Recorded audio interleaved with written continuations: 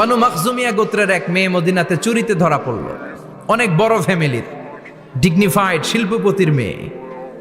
সাহাবারা বলল, এই মেয়ের হাত যদি বিশ্বনবী মদিনায় কেটে দেয়, মদিনাতে তো মারামারি লেগে যাবে।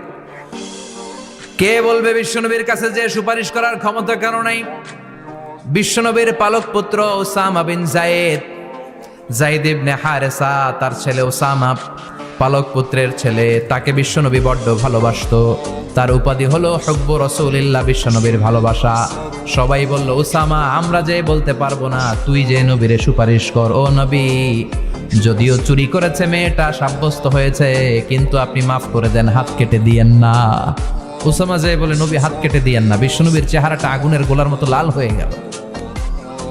বিশ্বনবী বললেন, ওসামা, এটা আল্লাহর আইন, সুপারিশ করার সাহস তোর বুকের ভিতরে দিল কে? কে দিয়েছে স্পর্ধা? লাউ আন্না ফাতিমাতা বিনতে মুহাম্মদ সারাকাত লাকাতা মুহাম্মাদুন ইয়াদাহা।